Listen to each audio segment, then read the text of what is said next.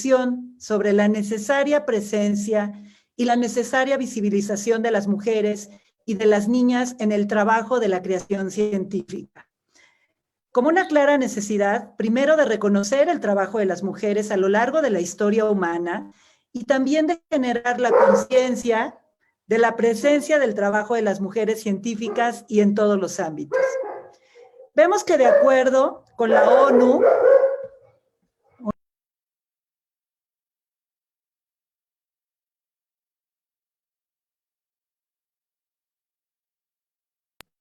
una disculpa, los bienes familiares y del medio ambiente no hagan estos ruidos.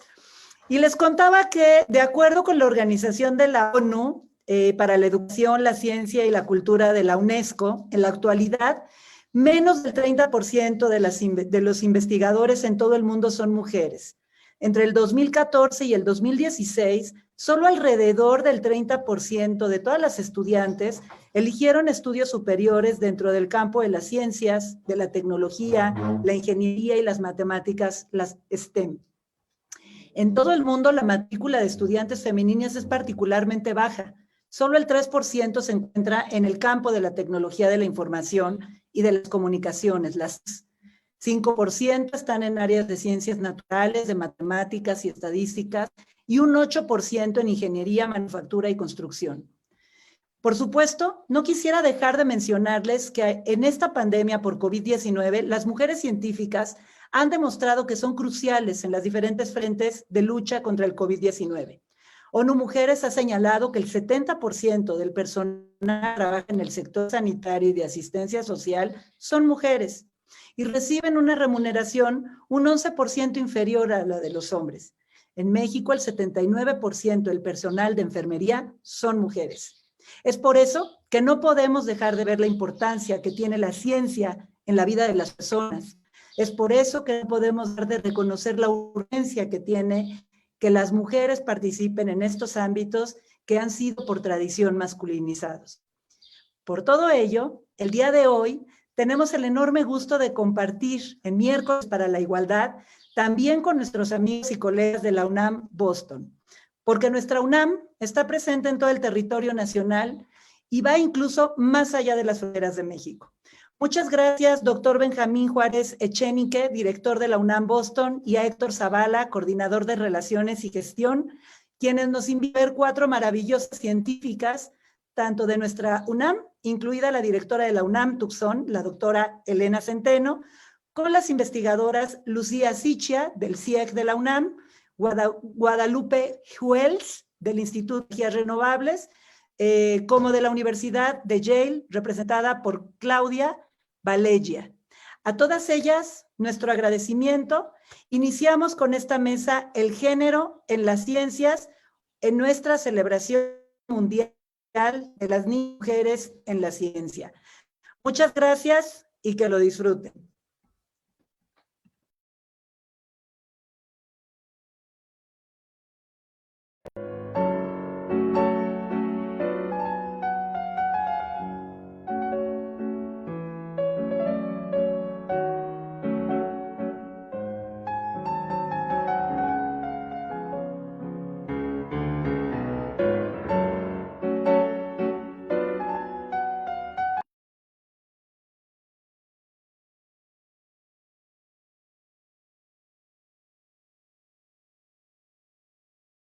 En esta tertulia, género en las ciencias, pues con una perspectiva sobre todo de mujeres en la ciencia. Y pues yo me presento, soy investigadora del Instituto de Energías Renovables de la UNAM, estamos en Temisco, Morelos. Y yo soy física de licenciatura y después tengo maestría y doctorado en ingeniería. Ya les platicaré después un poco sobre qué es esto de ser mujer, sobre todo dentro de las ingenierías. Pero primero quisiera que se presentaran nuestras panelistas. Le pido por favor a Claudia Valegia que nos haga una presentación, por favor.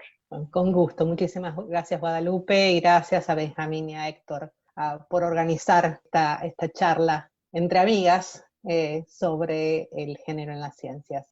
Soy profesora en el Departamento de Antropología de la Universidad de Yale y también soy la directora del Consejo de Estudios Latinoamericanos e Ibéricos de la universidad. Y esta tertulia viene como anillo al dedo porque estamos inaugurando la temática del año para el Consejo, que es la desestructuración del género en Latinoamérica. Queremos que haya un hilo conductor a lo largo de todo el año en temas de género, y este es como el puntapié inicial para lanzarnos con estas conversaciones desde muchos puntos de vista y con la esperanza de que sea algo muy colaborativo. Yo soy bióloga de formación, licenciada en la Universidad de Buenos Aires, después me vine a Estados Unidos para hacer el doctorado en comportamiento animal, y después tuve una epifanía diciendo, a mí me interesan los humanos, y hice mi postdoctorado en temas de reproducción femenina, particularmente lactancia y fertilidad, y ese fue el camino que finalmente decidí seguir. Me especializo en temas de ecología reproductiva,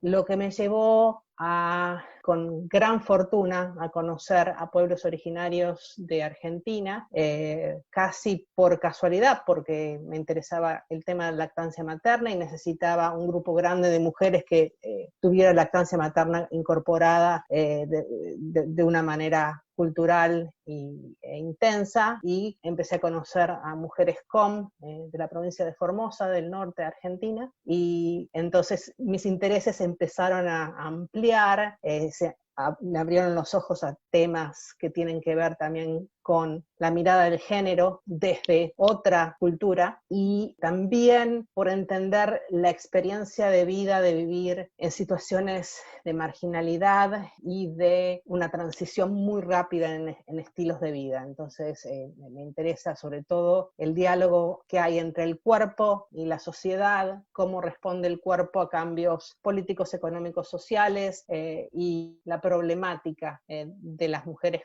en este momento desde muchos puntos de vista. Y respecto al género, hay 3 temas importantes que me interesan. Uno, por supuesto, entender cuáles son las barreras y los posibles facilitadores de la incorporación más intensiva de las mujeres en las ciencias, pero ir un poquito más allá. ¿Qué podemos hacer nosotros desde nuestra posición? Ahora yo tengo una posición de poder. ¿Qué es lo que puedo hacer yo para generar el espacio que hace falta como para que la mujer se realice y realice sus ambiciones de participar en la ciencia? El segundo tema, que es algo que comparto con Lucía, es elaborar un poco y explorar un poco cómo el género del investigador influye en las preguntas que se hacen, influye en la interpretación de los resultados científicos y cómo eso impacta en la sociedad. Y el tercer tema tiene que ver con algo más aplicado, que es cómo la biomedicina occidental conceptualiza el sexo y el género en sus planes de tratamientos varios. Cómo ve al sexo biológico, cómo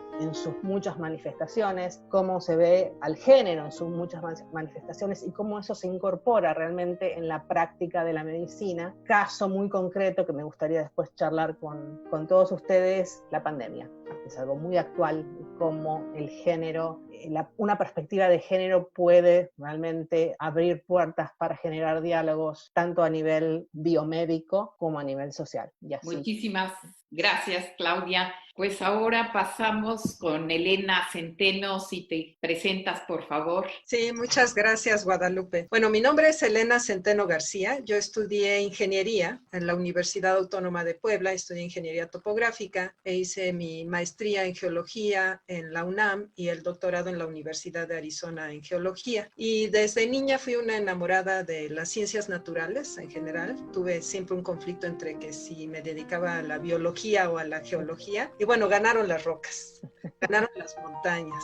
Y toda mi carrera profesional ha sido alrededor de la pregunta de cómo se forman las cadenas montañosas. Y he trabajado desde que me titulé del doctorado en el Instituto de Geología de la UNAM, he sido investigadora y después fui directora del Instituto de Geología y tengo 1 año y medio siendo directora de la oficina de la UNAM en Tucson, Arizona. Entonces regresé a la universidad que me recibió para hacer el doctorado ahora representando a mi querida universidad, mi querida UNAM, y trabajando con mis dos queridas universidades actualmente en construir proyectos y convenios y colaboraciones. Soy docente por vocación. A pesar de que he trabajado siempre en la investigación, he tenido siempre una labor importante docente, me gusta mucho enseñar y me interesa en particular en el tema de género, pues el apoyo a las mujeres que se acercan a geología. Si hay una carrera que es complicada para poder encontrar un balance entre tu vida personal y la vida profesional, es la geología, por todo el trabajo de campo que se tiene que hacer. Sobre todo si a uno le apasiona el trabajo de campo o trabajar en temas como la minería, la exploración petrolera, pues requiere mucho sacrificio personal de hombres y de mujeres. Es siempre una problemática interesante la que vivimos los geólogos y geólogas al estudiar este tipo de carreras que requieren de mucho tiempo fuera de casa, ¿no? Entonces, es una área profesional que de por sí es algo árida desde el punto de vista de desarrollo social y familiar, y es aún más para las mujeres, porque tienen que enfrentar tanto la problemática propia que hay de los estigmas de género en las áreas de ingeniería. La mayoría de las licenciaturas en geología están en escuelas de ingeniería, hay pocas que estén en el área de ciencias, y la pregunta que siempre se hace, ¿no?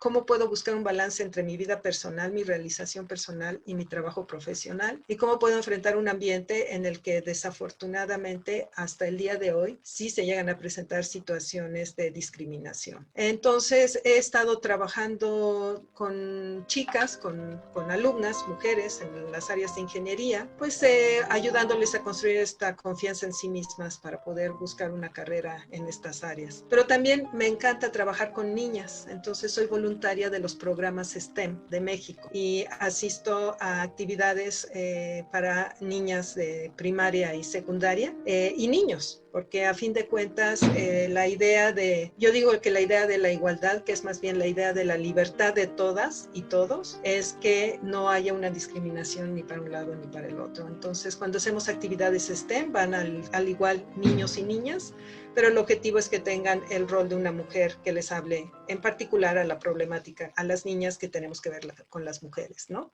Como les comentaba antes de que empezáramos esta sesión, esta charla tan amena con ustedes, tuve el honor de ser la primera mujer de titularme en la carrera de Ingeniería Topográfica en mi universidad, y también fui la primera mujer directora del Instituto de Geología, instituto que se fundó desde los 1800, finales de los 1800, y fui la primera presidenta mujer de la Sociedad Geológica Mexicana, que fue fundada en 1904.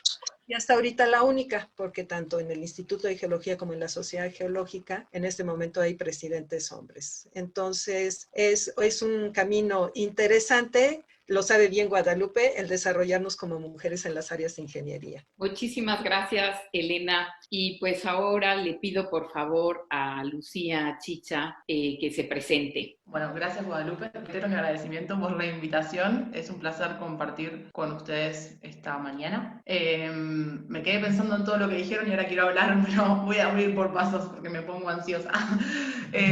Bueno, como Claudia, yo estudié también en Argentina mi formación de grado. Soy licenciada en biotecnología por la Universidad de Quilmes. Inicié mi doctorado con una investigación en la Facultad de Medicina de la Universidad de Buenos Aires. Específicamente la investigación era en el laboratorio de fisiología del sistema nervioso y hacía ensayos conductuales en ratones con el fin de averiguar el rol de un receptor de ciertas poblaciones neuronales asociado con algunos déficits cognitivos en personas que caracterizamos como psicóticas. Siempre cuento lo mismo, que tuve una serie de contradicciones relativas a mi formación de grado en biotecnología y después la proyección en la producción de conocimiento. La primera contradicción fue que hacían ensayos conductuales, como les decía, pero solo en machos, porque decían que las hembras implicaban otra variable que era la fluctuación hormonal. Entonces, esa fue mi primera sorpresa, porque yo me había formado sobre la base de un dimorfismo sexual, es decir, dos formas biológicas de acuerdo a la composición cromosómica y genital. Entonces lo que yo creía cuando me había licenciado era que había dos cerebros Y como yo estudiaba el rol de un receptor, pensaba que si había dos cerebros, tenía que ver si esos resultados se iban a extrapolar después a las personas, tendría que estudiarlo en machos y también en hembras. Entonces, esa fue mi primera sorpresa, y me hice cerciorar acerca de la idea de si había dos cerebros. Entonces entro a PubMed, que es la base con datos biomédicos más grande, ¿no? Es donde se publican papers de biomedicina, y entonces me pongo a investigar, a ver qué se sabía acerca de las personas y la idea esta de dos cerebros, y empiezo a encontrar una millonada de investigaciones que encontraban diferencias para cualquier parámetro que se puedan imaginar, pero lo que me llevó a la sorpresa más, digamos que alarmante, fue que todos los presupuestos y las hipótesis de las que partían esas investigaciones, lo que hacían era legitimar y respaldar los sesgos anacrónicos del siglo XIX. Era que había un cerebro masculino optimizado para ciertas tareas que, bueno, Elena por ahí ya lo contó con la masculinización en las STEM, pero estaban optimizados esos cerebros para ciertas tareas asociadas justamente a áreas como las STEM, y un cerebro femenino supuestamente existía también, optimizado para las tareas de cuidado, la sensibilidad, la emoción, etc. Entonces tuve doble contradicción.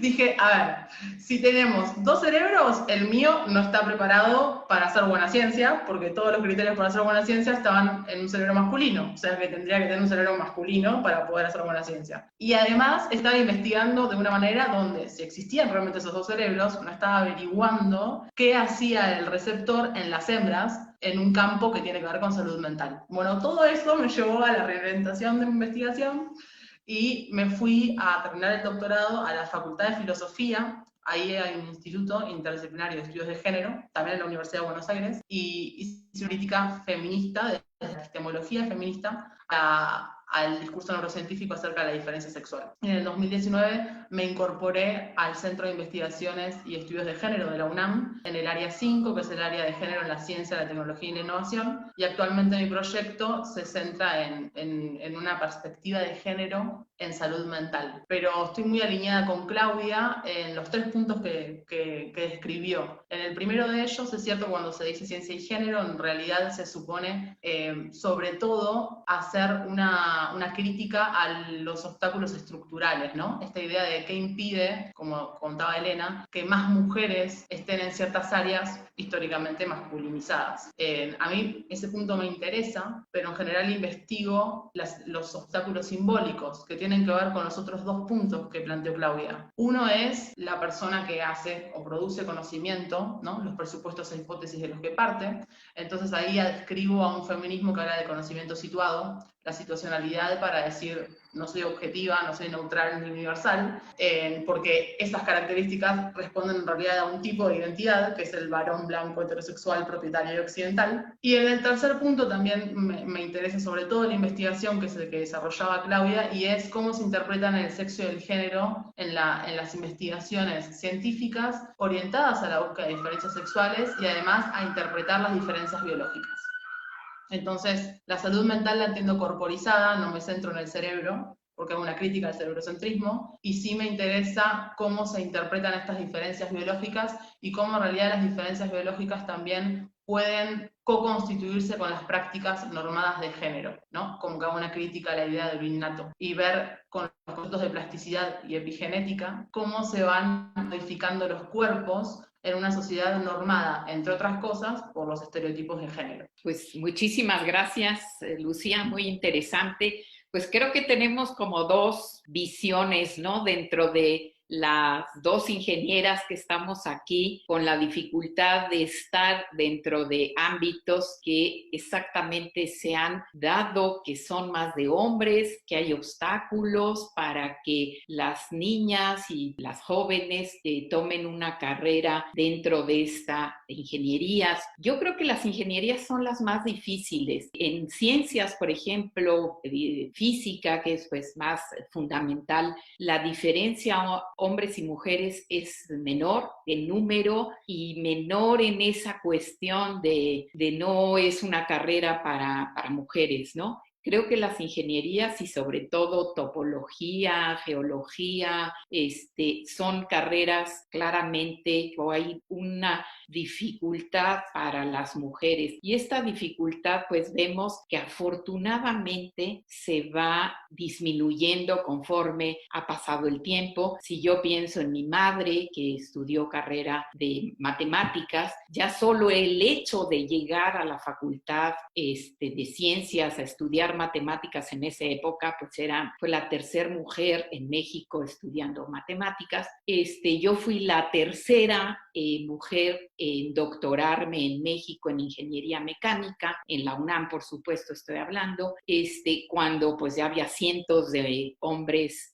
con doctorado de ingeniería mecánica en la UNAM. Entonces, tenemos como dos visiones, ustedes dos, Lucía y Claudia, que se dedican pues al estudio de género, y Elena y yo, que no nos dedicamos al estudio de género en la ciencia, pero lo vivimos día a día en nuestra formación.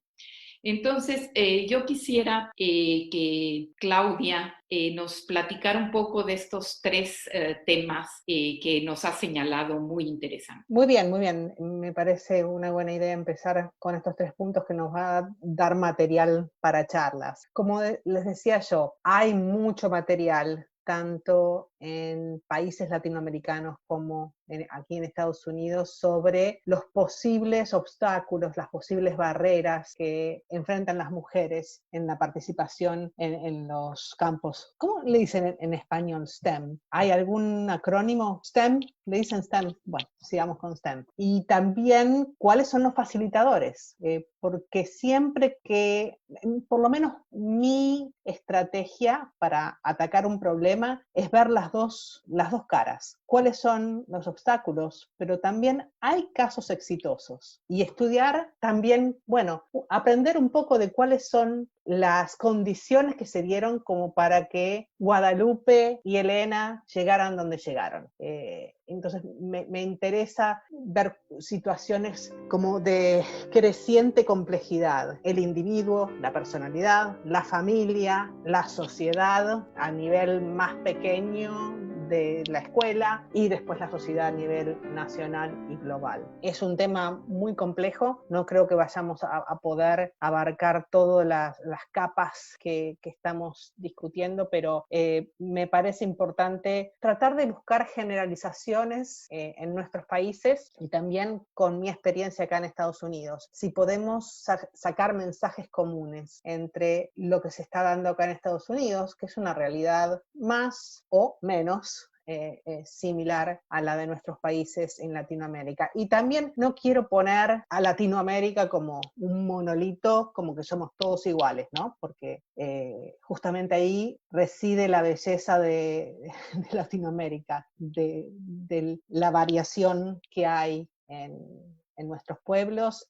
y de cómo podemos aprender el uno del otro. Entonces, desde ese punto de vista, creo que hemos hecho avances en entender que una socialización patriarcal es uno de los obstáculos más importantes que se empieza desde la infancia, ¿no? Desde la socialización de la niña y del niño sobre cuáles son las cosas que debemos hacer, que yo tengo gran esperanza de que eso se está empezando a trabajar, se está empezando a generar situaciones en las escuelas de visualizar a la mujer como científica, como ingeniera, como alguien que puede hacer aportes concretos a estos campos. Y después, más adelante, por lo menos aquí en Estados Unidos, está el tema del pipeline, ¿no? De la tubería rota, me parece que se dice en castellano. Y bueno, si realmente, a mí me gustaría saber, porque no estoy muy familiarizada, si eso es un tema que también se da en países latinoamericanos, si hemos logrado un avance en una licenciatura, aún una maestría, a un doctorado, pero después se pierden. Eso me gustaría conversar con ustedes que tienen más experiencia en el tema. Y después, como les decía en mi presentación, ver cómo nosotras que hemos llegado a esta posición de privilegio y poder, qué podemos hacer nosotros específicamente en nuestro mundo para avanzar en estos temas. Desde mi pequeño terrenito en Argentina, me interesa mucho la promoción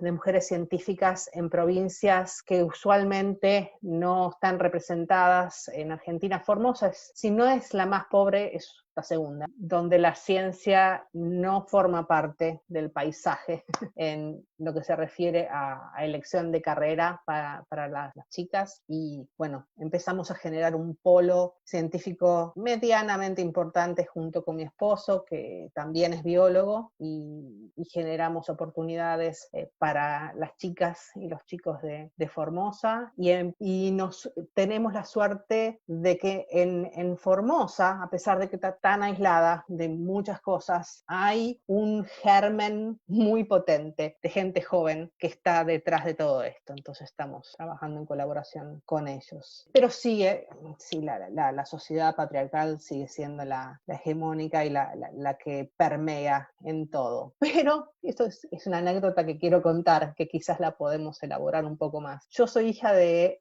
inmigrantes italianos que viajaron a Argentina después de la Segunda Guerra Mundial. Mis padres no terminaron el secundario, pero tenían una fuerte convicción de que la educación era prioritaria. Entonces, gracias a eso, favorecieron el camino para que yo estudiara. Y me acuerdo una cena que mi papá me dijo: vos estudiá lo que quieras, porque total te vas a casar con alguien que te va a mantener. Y aquí estoy, gracias al machismo de mi padre, hice lo que quise. Pero yo creo que es una anécdota que da mucho para hablar de cómo se interpreta muchas veces la elección de una carrera en las ciencias. Tengo situaciones similares en compañeras mías en Buenos Aires también. Bueno, no quiero acaparar mucho, creo que voy a pasar al tema de la biomedicina, que también es importante. A mí me resulta sumamente, Lucía usó una buena palabra, alarmante. El hecho de que no se incorpore una perspectiva de género en la medicina, y un entendimiento del sexo biológico tampoco. Estoy en total acuerdo con la postura de Lucía respecto a esta falsa dicotomización del cerebro como un caso especial. Y hay mucha superposición en un montón de procesos fisiológicos. Pero, como contó Lucía, la mayoría de las investigaciones biomédicas se hacen con una muestra de hombres, porque son más fáciles, porque no tienen que lidiar con el ciclo menstrual, y eso trae problemas porque hay todo un ambiente hormonal interno que no podemos negar que es diferente al del cuerpo masculino. Entonces se establecen, por ejemplo, niveles de droga, de medicación, que funcionan muy bien para los hombres, pero que en las mujeres no es el más adecuado. Un caso como la respuesta inmune al coronavirus, que como que recién ahora están surgiendo, las mujeres responden diferentes, y me preocupa la narrativa de hay que proteger a los hombres porque los hombres son más vulnerables, y hay que hablar un poquito de también de los mensajes en los medios sociales, de cómo se interpretan desde una perspectiva de género este tipo de hallazgos científicos. Entonces abro el diálogo de estos dos temas grandes, y me encantaría escuchar qué opinan todas y todos. Muchas gracias. No sé si alguna quiera participar. Lucía, Elena. Pues se me hace muy interesante la perspectiva, Claudia, sobre cuáles son las barreras y cuáles son los facilitadores. Y claro, una cosa es bien interesante cómo ustedes estudian y conocen más, porque tienen muchos ejemplos, ¿no? Estudian cómo se va desarrollando las mujeres en la ciencia. Entonces, nosotros nada más tenemos la perspectiva de nuestra experiencia vivencial personal. O sea, es divertidísimo saber que yo estoy sentada con quien me estudia. Nada más podemos hablar de lo que nos ha pasado a nosotros y a las mujeres que hemos tenido cerca en nuestra vida. Entonces, no podemos hacer generalizaciones, ¿no? Pero sí podemos compartir nuestras experiencias vivenciales, ¿no? Y cuando te escuché decir cuáles son las barreras, cuáles son los facilitadores, yo me puse a pensar, ¿no? Y ambos la barrera es los hombres muy metidos en el estereotipo, los facilitadores para nuestra generación, no sé si Guadalupe estará de acuerdo, fueron hombres que tenían totalmente la visión opuesta. O sea, yo lo puedo decir de mi parte, yo tuve la fortuna de tener un padre que jamás hizo ninguna mención a temas de género en casa. O sea, era absoluta libertad. Yo crecí con una libertad de haz lo que quieras. Mi padre fue siempre un enamorado del intelecto, muy intelectual. Entonces, mientras se tratara de estudiar, de leer, de aprender, teníamos absoluta libertad, ¿no? ¿Qué quieres aprender? Artes, ¿qué quieres aprender? Ciencias. Yo soy la mayor, tengo una hermana y un hermano, y nunca vimos ningún trato diferencial para una o para el otro. Eso me ayudó muchísimo. Cuando le dije quiero ser geóloga, empezaron a fluir los libros de geología a la casa, y desde los 13 años que empecé a aprender geología, y que él me acompañó porque hasta se emocionó con el tema. Y entonces de pronto me pego así con la pared cuando entro a ingeniería. Yo no pude estudiar ingeniería geológica porque en mis épocas solamente se estudiaba en las universidades que están en la Ciudad de México, y yo terminé mi formación de preparatoria muy joven, todavía era menor de edad, y mi padre me dijo, mira, puedes estudiar geología, pero no ahorita porque no tenemos familia en México que te reciba, eres menor de edad, es muy complicado. Empieza a estudiar algo aquí y después vemos para qué te vayas a México. Y fue así que estudié ingeniería topográfica, pero cuando entro a ingeniería, que está en ingeniería civil, pues lo primero que me encuentro cuando entro al salón de clases es que a punta de groserías leperadas me sacaron del salón. O sea, yo no soporté porque yo no sabía que existía eso, ¿no? O sea, tanta agresividad en las ingenierías hacia las mujeres. Y yo siendo todavía menor de edad, ¿no? Entonces salgo de ahí toda espantada y me voy a la vuelta de la escuela, ¿no? Con el corazón así latiendo rápidamente, y que digo, tengo dos opciones. Me regreso y estudio esta ingeniería que sé que de alguna manera me va a acercar a lo que me gusta, que es geología, o me voy y hago otra cosa en la vida. Y dije, estos no me van a hacer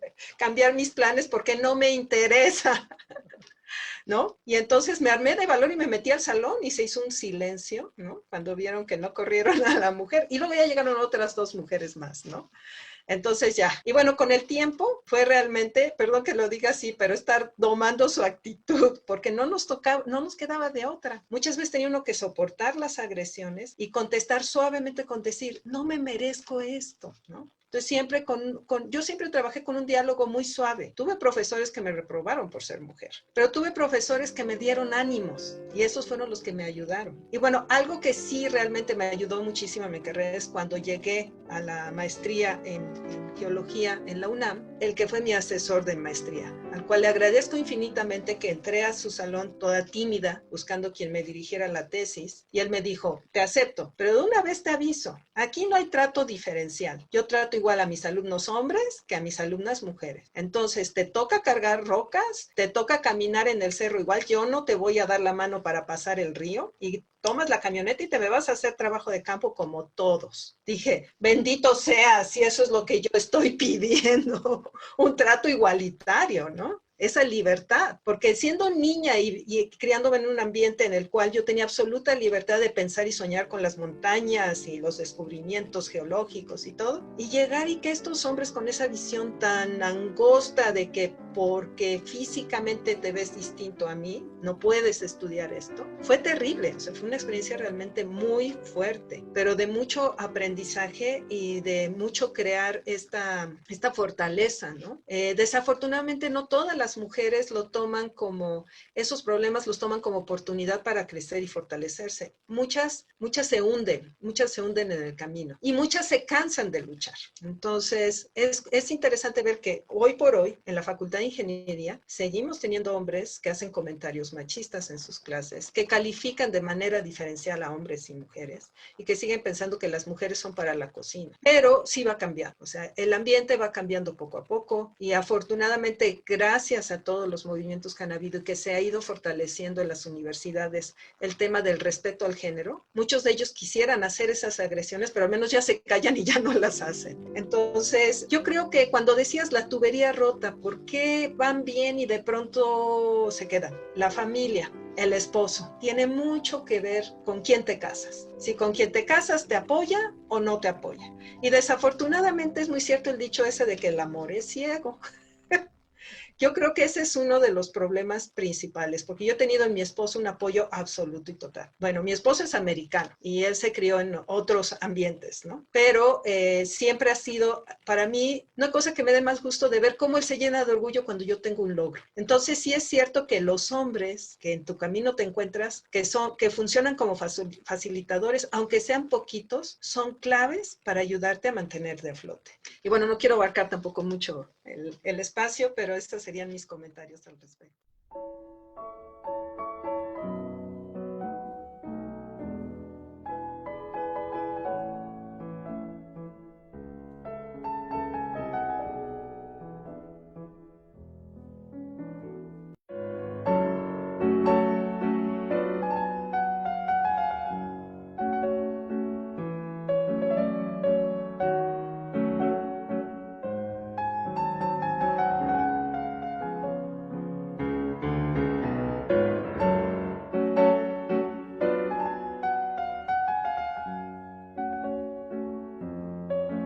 Muchísimas gracias. Bueno, sí, te tocó más difícil que a mí. Yo realmente el haber contado también con el apoyo familiar, no solo de mi padre, sino también de mi madre. Yo a los 10 años me dio hepatitis, mi mamá me llevó libros y uno de ellos fue La vida de María Curie, escrita por su hija Eva. Y bueno, yo ya la naturaleza me apasionaba, el entender la naturaleza, los fenómenos físicos, etcétera. Pero después de haber leído la biografía de María Sklodowska, María Curie, definitivamente dije, este es mi camino. Y afortunadamente en casa conté con el apoyo de mis padres y pude estudiar lo que quise. Ahora, yo una de las cosas que digo es que en nuestra generación las mujeres hemos tenido un obstáculo, pero al mismo tiempo hemos sido afortunadas, porque como no se esperaba en general, pues digo, aunque yo conté con el apoyo de mis papás, yo estoy segura que a ellos les preocupaba que yo me casara, que tuviera mi familia, etcétera, y que esa era mi cuestión principal, ¿no? Y si hacía una carrera y si, pues era como secundario, ¿no? Como que no era lo más importante. Y entonces cuando uno tiene logros, pues es algo muy bueno, ¿no? En cambio, al hombre se le demanda todavía en nuestra cultura, él es el soporte económico, él debe tener logros. Y entonces, efectivamente, la relación de pareja puede resultar a veces difícil. Pero bueno, yo le pediría a Lucía si quieres compartir algo con nosotros, ahora justamente desde la perspectiva de quienes estudian pues esta problemática de las mujeres, el género en las... Sí, quizás brevemente el primer punto, porque no es que me especializo en eso, pero sí retomar la idea de Claudia y de Elena de cañería de fuga. No me salía el nombre en Argentina, le decimos cañería de fuga, que es esta idea de sostenerse en ciertos lugares que implican responsabilidad, porque efectivamente, como dice Elena, hay una tensión entre lo público y lo privado de las personas feminizadas, ¿no? Esta idea de el conciliar las tareas de cuidado y de la familia con el crecimiento académico profesional. Entonces también se habla del suelo pegajoso, que las mujeres se quedan en cierto lugar que les puede hacer compatible ese lugar la responsabilidad con lo público y lo privado, ¿no? Y también tenemos otro concepto que es el techo de cristal, esta idea de, bueno, ya no es que hay un impedimento físico para que las mujeres ingresemos a la universidad, pero hay otro tipo de impedimentos que son los simbólicos, asociados también a esta tensión entre lo público y lo privado. Entonces, obvio, a mí me gusta acá hablar de condición de necesidad y de suficiencia. Yo creo que sí, que es obvio que es necesario visibilizar los impedimentos estructurales que hacen que las áreas de STEM, por ejemplo, estén masculinizadas, porque tiene que ver con estas tensiones, entonces la visibilización es fundamental. Pero siempre digo que no es suficiente, porque aún si tuviéramos un 50% de mujeres, un 50% de varones en puestos de alta jerarquía incluso, ¿no? En estos ámbitos, la pregunta fundamental acá es, bueno, ahora no importa quién hace ciencia, sino cómo, con qué valores. Y ahí nos metemos en lo simbólico, que es donde yo más que nada trabajo. Y lo simbólico, esta idea de con qué valores hacemos ciencia, se va a retroalimentar con la propia producción de conocimiento científico. Es decir, con los estudios, por ejemplo, que siguen legitimando que hay dos cerebros y habría un cerebro de varón optimizado para las áreas de STEM. Entonces, los valores con los cuales hacemos ciencia en realidad responden a los criterios de objetividad, neutralidad y universalidad que mencioné antes, y estos valores se desarrollan desde la modernidad por el sujeto androcéntrico, que es este varón cis, blanco, heterosexual, occidental. Cis es el prefijo que usamos las personas que nos seguimos identificando con el género que nos asignan al nacer. Entonces, es muy importante para mí, de alguna manera, hacer una crítica simultánea, tanto a las barreras estructurales como simbólicas, porque se determinan entre sí. Entonces, aunque digamos que hoy, por ejemplo, hay un corto, un video muy bueno, por ejemplo, que se llama La paradoja de la igualdad de género, y que justamente plantea que es en Noruega, si no mal no recuerdo, donde mujeres y varones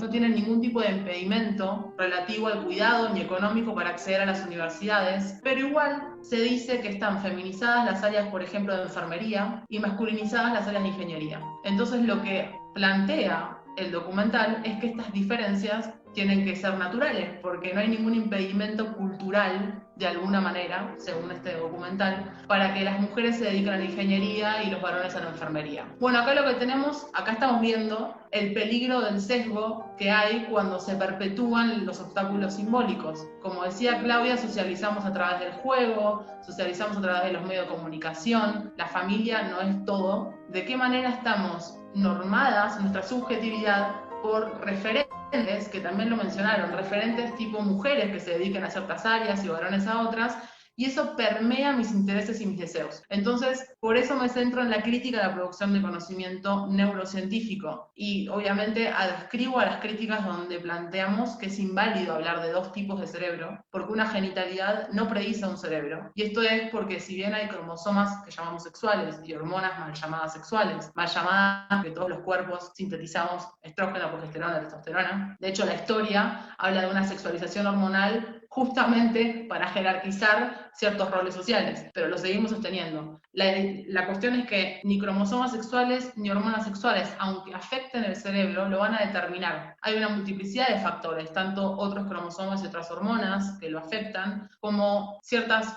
prácticas sociales de los cuerpos gestantes, por ejemplo, la alimentación, la actividad física, la exposición a la violencia y el estrés, las prácticas de género. Entonces, además que el cerebro no está nunca determinado, sino que es plástico a lo largo de toda la vida, ni siquiera podemos hablar de dos tipos de cerebro a la hora del nacimiento, porque no somos cuerpos que no estamos atravesados por la cultura. Y esto es muy importante, porque eso nos lleva a cuestionar de alguna manera estos criterios de los que hablaba de objetividad, neutralidad y universalidad, que responden a los intereses del sujeto androcéntrico. Entonces, si vamos a hacer críticas para visibilizar el impedimento estructural, tenemos que también visibilizar que esos valores que dicen que son los necesarios para hacer buena ciencia, son los que dejan por fuera todo lo que entendemos lo femenino.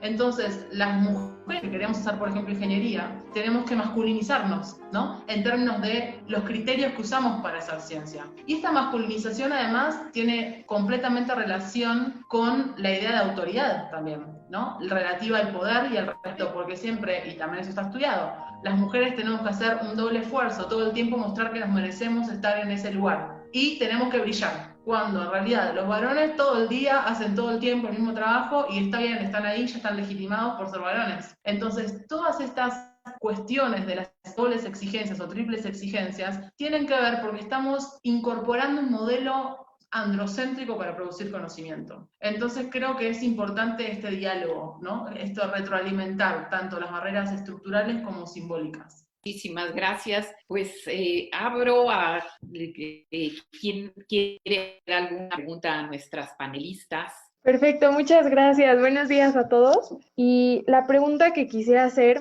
es que sabemos que hay premios para las mujeres científicas. Por ejemplo, existe este premio L'Oréal, que es para mujeres científicas en Latinoamérica. Y entonces, actualmente, en realidad, lo que estamos buscando es que a las mujeres no se les vea como algo nuevo en la ciencia, como algo impresionante. Justamente tenemos la misma capacidad que los hombres para poder realizar ciencia e ingeniería. Entonces, mi pregunta es, ¿consideran que estos premios que son específicos para las mujeres científicas descalifican un poquito este esfuerzo que se está realizando para que nos vean como iguales dentro de este ámbito? Es una muy buena pregunta, Miranda. Te agradezco que plantees eso porque nos lleva a pensar cuáles son las aristas de algo que se puede interpretar como qué bien se está premiando a una mujer científica. Es una cuestión compleja. Yo creo que existe ese riesgo de decir, bueno, que miren qué atípico es todo esto, pero creo que en el balance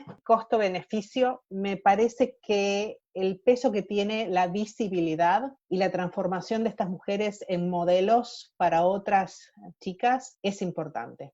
Yo creo que ese es el valor de estos premios, dar visibilidad a la mujer en las ciencias y dar, está bien, es parte del juego, dar validación. Y eso es importante para las generaciones más jóvenes, ver que hay otras que han llegado, y por qué yo no, o por qué no yo, mejor dicho. Muchas gracias. Marta. Pues primero que nada, muchas gracias. La verdad es que justo Claudia hablaba un poquito de esto, ¿no? De el ver a otras mujeres en otros puestos haciendo cosas que antes estaban cerradas o prohibidas. La verdad sí, la representación importa y la exposición importa. Entonces, muchas gracias por compartir todas sus historias. Tuve sentimientos un poco extraños porque nos gustaría pensar que esto pasaba en 1800, ¿no? En la Europa medieval, y ninguna de aquí tiene suficiente edad, ¿sí me explico? O sea, suena hace tanto y no es tanto. Y la verdad es que sigue repercutiendo en las generaciones actuales, ¿no? O sea, a mí nunca se me cuestionó por querer estudiar lo que yo quería estudiar, y igual vivía en una casa donde se me crió con igualdad frente a mis hermanos, y sin embargo seguimos sintiendo, ¿no? Estos estragos de, pues, una sociedad patriarcal que nos encasilla desde chiquitos. Entonces, el hecho de tener estos foros y de poder aprender de sus experiencias, muchas gracias. Solo quería agradecer al respecto. Y mi pregunta era un poco hacia como, bueno, entendiendo estas cosas, ¿no? Y viendo que suceden, ¿cuáles pasos serían los recomendados para tomar? Y en este sentido, ¿cómo qué opinan ustedes de estas leyes o de estas, sí, legislaciones tanto como constitucionales como internas, de acción afirmativa, de cuotas de género, para, pues, exigir en cierta manera que las mujeres ocupen espacios que la sociedad no les va a dar de forma natural, ¿no? Entonces, cuando las cosas no pasan de forma natural, yo sí soy partidaria un poco de que hay que forzar un poco la mano, ¿no? Y creo que hay como sentimientos encontrados respecto a este tipo de cosas, y me gustaría mucho saber cuál es la opinión de todas las ponentes al respecto. Gracias, Marta. Elena, por favor. Sí, mira, Marta, gracias por tu pregunta. Precisamente esto de las cuotas de género se inició en Estados Unidos en los años 90, cuando yo concluí mi doctorado. Inclusive yo tuve varias invitaciones para trabajar en universidades de Estados Unidos porque estaban desesperados por tener mujeres en STEM, que no tenían suficientes mujeres. Entonces, ahora sí que tuve la suerte que me sobraran ofertas de trabajo. Sin embargo, yo siempre había planeado regresar a México, ¿no? Y trabajar para la UNAM. Entonces, no las acepté. Pero te puedo decir una cosa. En el momento a mí me chocaban también, me sonaban como que forzando, ¿no? ¿Por qué forzar? Pero fue un paso fundamental en Estados Unidos, porque gracias a eso incrementó el número de mujeres. Y una vez presentes, empieza empiezas a cambiar la dinámica de los departamentos. Entonces, sí, estos premios, por un lado, y este doble discurso, ¿no? Por ejemplo, la universidad también otorga el premio, el reconocimiento Sor Juana Inés a las mujeres que han hecho una labor destacada. Y hay este doble sentimiento entre las mujeres de la universidad, ¿no? Que por un lado, bueno, a mí me están reconociendo, pero tengo compañeros hombres que hicieron también labor destacada, ¿no? Entonces, pero sin embargo, es la manera de visibilizarnos y de poder poner sobre la mesa una problemática. Gracias a ese programa en Estados Unidos se incrementó el número de mujeres en los departamentos y gracias a eso llegaron mujeres a ser jefas de departamento y sensibilizarse en el momento de hacer las entrevistas a los nuevos candidatos. Y sí se ha visto un incremento en el número de mujeres a partir de esa política. Aquí es bien importante el poder crear comunidades que tengan ambos un balance de género, porque a partir de que logras ese balance, la comunidad toma otra dinámica, ¿sí? Porque sí hay que tener una cierta sensibilidad para poder contratar nuevas mujeres. Aunque a veces, algunas hemos tenido las experiencias que las mujeres llegan a ser tan competitivas, tan masculinizadas, como dice Lucía, que llegan a ser muy territoriales y resulta que no hay peor enemigo de una mujer profesional que otra mujer profesional en algunos ámbitos. Afortunadamente no son muchas, pero llegan a darse esos casos. Por otra parte, lo de los premios, Miranda, yo quería comentar una cosa. El premio L'Oréal sí visibiliza a las mujeres, pero yo personalmente jamás participaré en ese premio porque la compañía L'Oréal es parte de los culpables en generar estos símbolos, ¿no? Que les llama a Lucía, estos símbolos que nos limitan, porque ellos promueven una visión de la mujer y de la belleza y ¿no? Que es parte de todos estos estereotipos que tenemos que vencer.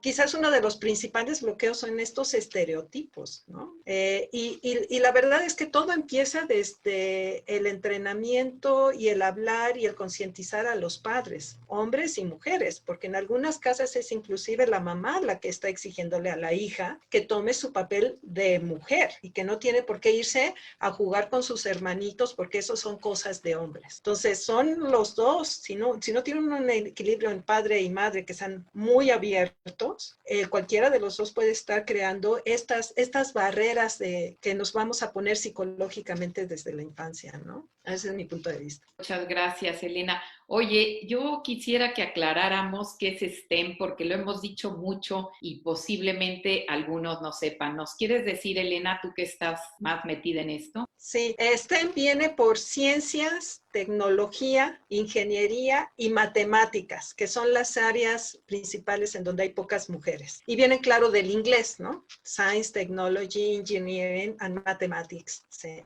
Yo estoy completamente de acuerdo con Claudia y con Elena, y me parece que de vuelta tendríamos que acá retomar los criterios de necesidad y suficiencia. Es necesario porque una acción afirmativa es un derecho que se viola por omisión. Lo que se está acá violando, digamos, de alguna manera es que solo por género, por cuestiones de género, las mujeres no podemos acceder a ciertos puestos de jerarquía y de responsabilidad. Entonces, es necesario visibilizarlo. Y acá no estamos hablando ni de ideas, porque con la ley de cupo también pasó mucho esta cuestión de no me importa que sea mujer o varón, no coincido políticamente. Pero este no es el punto acá. Lo que estamos diciendo es que ante un mismo, por ejemplo, currículum, a la mujer no la toman porque se la asocia con la maternidad, la estabilidad, y va a faltar más y va a traer más problemas. Eso es lo que tenemos que visibilizar. Entonces sí, es necesario, es completamente necesario. Después discutimos las cuestiones simbólicas, porque hay que discutirlas, por eso no es suficiente. Porque si no, por más que tengamos las condiciones de posibilidad, lo que va a estar impidiendo que lo hagamos son nuestros propios intereses y deseos, que es lo que, ¿no? La propia subjetividad, porque está feminizada la subjetividad. Y eso femenino está por fuera de, por ejemplo, las áreas de STEM, porque todos los criterios son masculinos. Entonces, son dos puntos que hay que atacar, digamos, en paralelo. Pero yo considero, como las compañeras, que es hoy completamente necesario. Hay que feminizar la ciencia, la tecnología y la ingeniería. Sí. O desmasculinizarla. Más importante en realidad, para romper con la idea del género. Porque por ahí hay una persona que no se identifica, no es necesario el género. El punto es que el género está puesto para la polarización de los roles sociales. No hay que generalizar las carreras. Perfecto. Bueno, yo ahí haría un comentario. Hay una de estas acciones que se han hecho, por ejemplo, en el Sistema Nacional de Investigadores de México, que a las mujeres que hayan tenido un hijo se les da un año más para que puedan hacer su evaluación. Y ahí yo difiero, yo creo que debería ser a hombres y a mujeres que hayan tenido un hijo en ese lapso, porque justamente lo que estamos diciendo es el deber de cuidar al hijo es de la mujer. Y no, somos padres, madres y padres, y es un deber de ambos cuidar a ese nuevo ser, a nuestro hijo. Entonces, ahí difiero yo con este punto del SNI y asociaciones o cosas similares que se dan. Pero nuevamente abro la pregunta si alguien quiere pues formular alguna pregunta a nuestras panelistas. Sí, Mariana, por favor. Yo no quisiera hacer una pregunta, más bien una felicitación y un comentario. Es muy inspirador ver a mujeres ocupando espacios que siempre han sido tomados por hombres, estar viendo y presenciando el cambio, ver representación, ver visibilización, ver que no estamos solas, ¿no? Y justamente aplaudir que ustedes estén en estos espacios porque significa que nos están abriendo camino a nosotras las mujeres para tomar más espacios, para que se normalice que una mujer ocupe un espacio de poder, ¿no? Entonces, totalmente de acuerdo, es algo muy inspirada y muchísimas gracias de verdad por representar a nuestro género como lo están representando. Muchas gracias, Mariana. Héctor, por favor.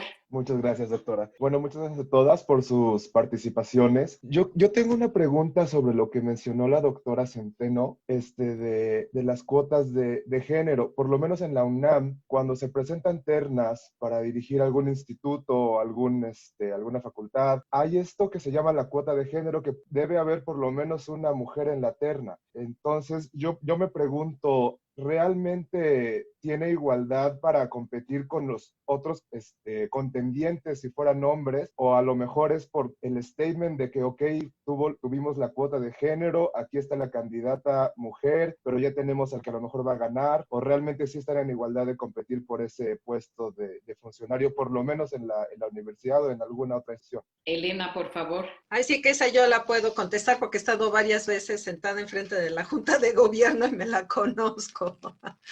Sí, no hay una cuota de género como tal, o sea, no hay una obligación de que se presenten a la fuerza mujeres candidatas, ¿no? Como tal, lo cual también es bueno, porque en algunas áreas del conocimiento, bueno, han habido ternas de solo mujeres también, porque nuevamente, todavía en nuestras áreas del conocimiento tenemos un desbalance en cuanto al número de mujeres en las diferentes áreas, ¿no? Tenemos las áreas como enfermería o como trabajo social, en donde hay más mujeres que hombres, y en las áreas de ingeniería, pues a veces no hay simplemente mujeres que quieran, o sea, ya no es que no tengan el perfil, que quieran participar en el proceso, porque en esos procesos se participa de forma voluntaria. Entonces, se recomienda a las comunidades que busquen candidatas mujeres, pero es una recomendación, no hay aquí una cuota de género. Lo que sí hay por ejemplo, en Estados Unidos lo que se daba como cuota de género, lo que se llamaba así, era que había un estímulo fiscal, había un estímulo económico por contratar mujeres en los años 90. No sé si todavía existe aquí en Estados Unidos, pero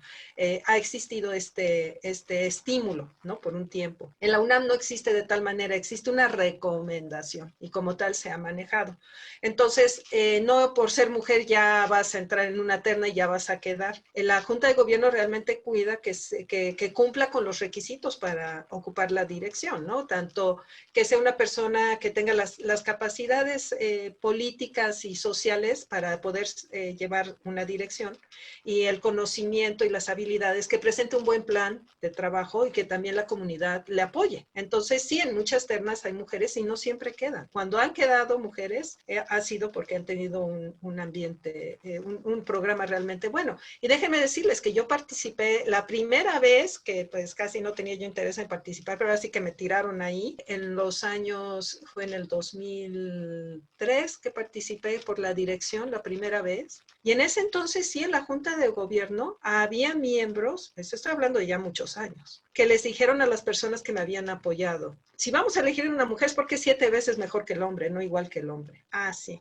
Entonces, y esos comentarios hoy por hoy ya no se escuchan en la Junta de Gobierno. Porque para empezar, en ese entonces, a mí me tocó la primera entrevista con solo una mujer en la Junta de Gobierno, y actualmente también la Junta de Gobierno está más equilibrada, ¿no? Entonces sí vamos viendo que hay un proceso de transformación, pero todavía queda mucho camino por andar.